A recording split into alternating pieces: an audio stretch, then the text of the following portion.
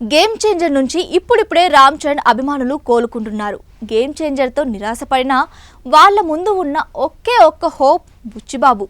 ఉప్పెన సినిమాతో 100 కోట్లు కొల్లగొట్టిన బుచ్చిబాబు ఇప్పుడు రామ్ చరణ్ తో RC16 అనే వాకింగ్ టైటిల్ తో ఓ మూవీ చేస్తున్న సంగతి తెలిసిందే. ఈ మూవీకి పెద్ది అనే టైటిల్ ను ఖరారు చేశారు. ఇప్పటికే షూటింగ్ కూడా స్టార్ట్ అయిపోయింది.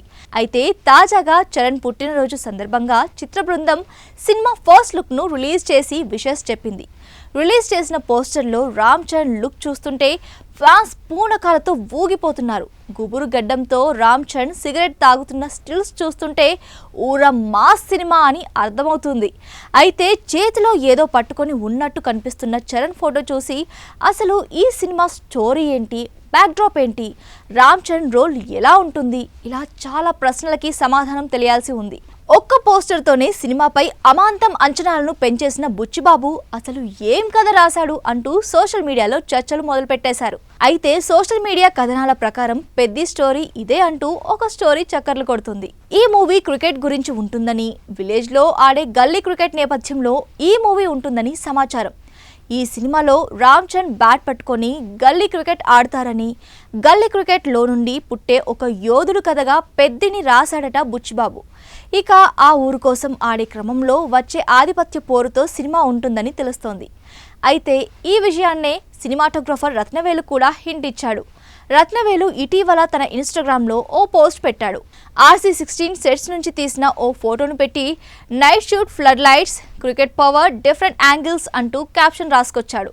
దీంతో RC16 అనే వాకింగ్ టైటిల్తో వస్తున్న పెద్ద మూవీ క్రికెట్ నేపథ్యంలోనే వస్తుందని కన్ఫర్మ్ అయిపోయింది.